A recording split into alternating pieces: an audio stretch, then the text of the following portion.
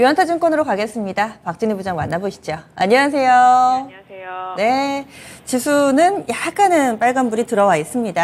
오늘 장 어떻게 보세요?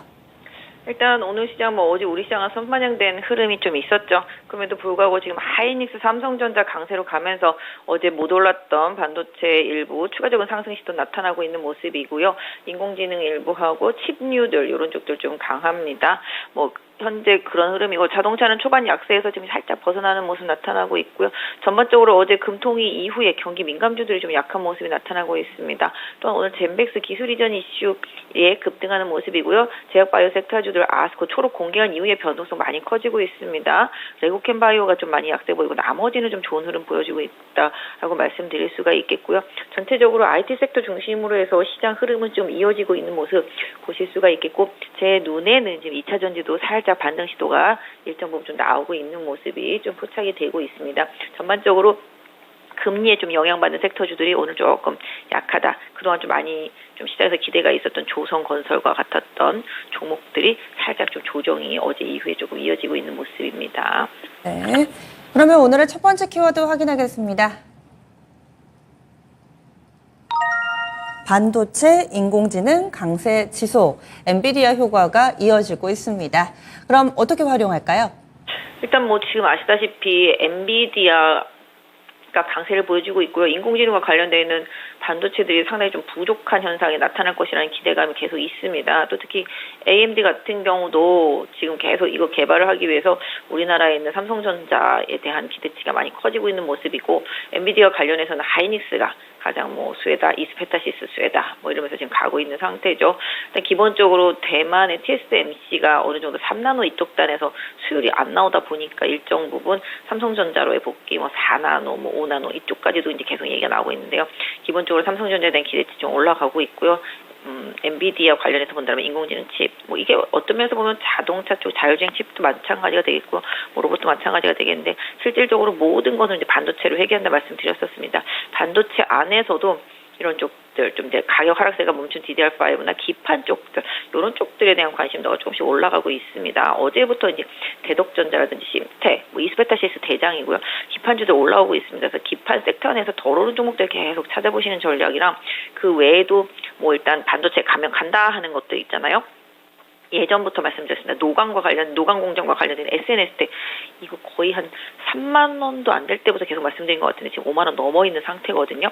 기본적으로 반도체 쪽에서 지금 계속 가야 되는 공정과 관련되어 있는 기술력이 있는 기업들, 일반적으로 그냥 이렇게 중간에 들어간 재료나 이런 쪽들은 그래도 시장은 따라가겠지만 실질적으로 삼성전자가 이렇게 앞서가야 되는 부분이랑 계속 공정 개발해야 되는 부분들 이런 쪽과 관련되어 있거나 아니면 아예 바닥치고 실적이 바닥을 쳤는데 앞으로 조금 회복이 기대되는 거 이쪽이 기판 섹터거든요. 이런 쪽들 관심을 두시면서 조금 반도체 섹터 전반에 대한 관심도 좀 올려주시고요.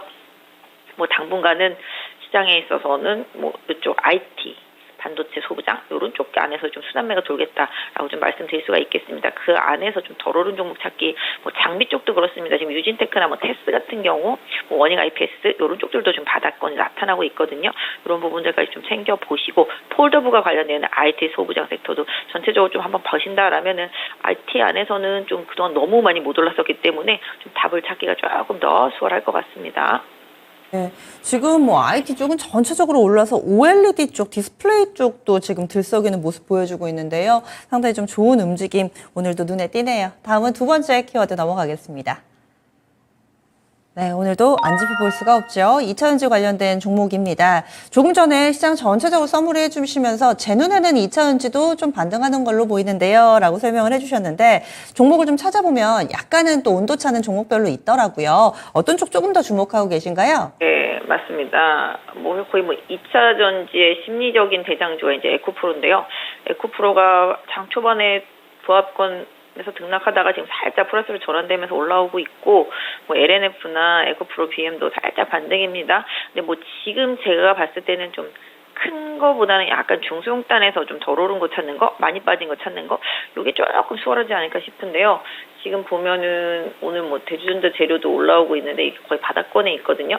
이것도 직전 저점 하회하지 않는지 보시면서 사실 근데 2차 전지를 왕창 사는 게 아니라 좀 보면서 나눠서 분할로 접근하시고 내가 정해놓은 지지선이 깨진다. 그럼 바로 손절하시고 이렇게 해야 됩니다. 그동안 워낙 시세가 많이 났었기 때문에 지금 조정 이후에 기술적인 반등 시도 이런 부분들과 함께 좀 뉴스플로우 좀 따라가셔야 되는데 지금 보시면 이제 엔캠 같은 경우도 최근에 이제 증설과 관련되어서 이제 돈 이제 받은 부분들 이런 부분들 그래서 요거 기반으로 해서 엔캠 같은 거나 아니면 완전 많이 빠져있는 대주전자 재료나 그다음에 바닥에 있는 나노신 소재나 그다음에 이제 펫배터리 쪽에서 성일하이텍이나 세비캔 같은 것들 요런 것들 좀 약간 중형단 중소형단에 있는 것들에 대한 관심 요런 것들이 좀 지금 조금 필요해 보이고 있고요. 기본적으로 이제 에코프로는 이제 중심만 좀 잡아주면 좋겠다. 그래서 대형단에서는 먹을 게 별로 없다. 좀 말씀드릴 수 있을 것 같아요. 그래서 2차 전지 안에서도 중소형 소주부장 중에서 그동안 좀 바닥을 친 종목들 한번 챙겨보시면 지금 뭐 동아기업이라든지 뭐 이런 것들도 거의 바닥에 있거든요.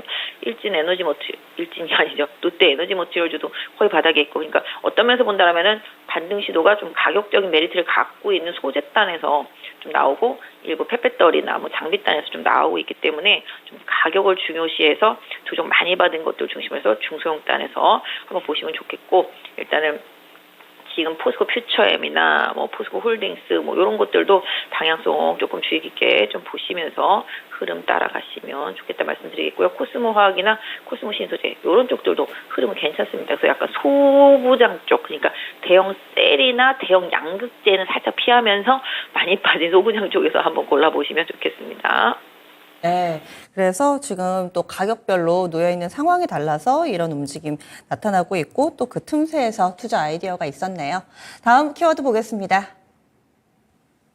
오늘의 마지막으로 볼 키워드는요. 아스코 초록 공개 후에 바이오 섹터 변동성이 확대되고 있다. 초록 공개된 이후에 바이오 섹터 강세 뭐 이렇게 뒤에 이 서술어가 나올 줄 알았는데 변동성이 확대되고 있다. 이건 어떻게 받아들여야 될까요? 일단 그 초록이 공개된 기업들 내용 보시면 그 내용에 따라서 좀 변동성이 좀 생기고 있습니다. 사실은 오늘 지금 젠백스가 이제 삼성제약 쪽으로 좀 뇌질환과 관련되어 있는 부분, 기술 이전한 부분 때문에 관련 종목들이 상당히 강합니다. 그러다 보니까 그 관련주들도 좀 움직임이 있긴 한데요. 오늘 아침부터 레고캠바이오 웬일이야, 막 급락이야, 뭐 이렇게 생각하실 수 있는데, 좀 수치가 조금 제가 봤을 때는 기대치에 조금 못 미쳤던 것 같습니다. 그러다 보니까 급락했다가 좀 아래꼬리 달고 올라오는 상황이고 GC셀이 좀 내용이 괜찮았었거든요. GC셀이 좀 내용이 괜찮아서 초반에 강하게 출발했는데 뭐 지금도 상승 중이기는 한데 또 다른 종목들이 움직이다 보니까 좀 눈치를 보는 모습이고 그다음에 지금 AST큐브 뭐 이런 것들도 지금 살짝 조정이 들어간 모습 상대적으로 조금 뭐라 그럴까요? 요새 좀 흐름이 조금 괜찮아진 게 뭐 오스코텍 이런 식으로 약간 그 초록 공개된 기업들 중에서 수치가 조금 못마땅한 기업들은 좀 차익 실험 매도가 나오고 그다음에 반대로 좀 괜찮은 기업들은 저가 매수에 좀 들어가고 있는데 오늘은 오히려 좀 젠백스 쪽에 호재가 시장 전반체적으로는 바이오섹터 쪽에는 조금 영향을 줬다라고 말씀드릴 수가 있겠습니다. 하지만 개인적으로 봤을 때는 하반기 쪽에서 좀 우리나라 지금 금리와 관련되어 있는 부분들에 의해서 좀 피해를 봤던 종목군들이 조금 개선될 수 있는 여지가 있겠다라고 좀 말씀을 드릴 수가 있겠습니다. 그래서 기업별로 조금 선별된 투자가 필요하겠죠. 사실 오늘 이오플로우 같은 경우도 이제 M&A 되는 부분 뉴스도 나왔었잖아요. 그렇다시피 의료기기, 뭐 헬스케어, 바이오, 제약 쪽에서는 분명히 조금 뭔가 확실히 선별된 흐름이 계속 진행될 거라고 보고 있고요. 오늘 뭐 상대적으로 금리 때문에 같이 영향을 받았던 이제 경기 민감주 같은 경우들은 최근에 좀 금리에 대한 기대감 때문에 혹시라도 하반기 금리나 뭐 이런 기대감 때문에 올라왔었는데 기본적으로 어저께 좀 기자회견에서는 그런 뉘앙스가 거의 없었잖아요. 그러다 보니까 오늘 조선이나 건설이나 이런 쪽들이 조금 약한 흐름이 좀 이어지고 있습니다. 그래서 이런 부분들 좀 참고해 보시고요.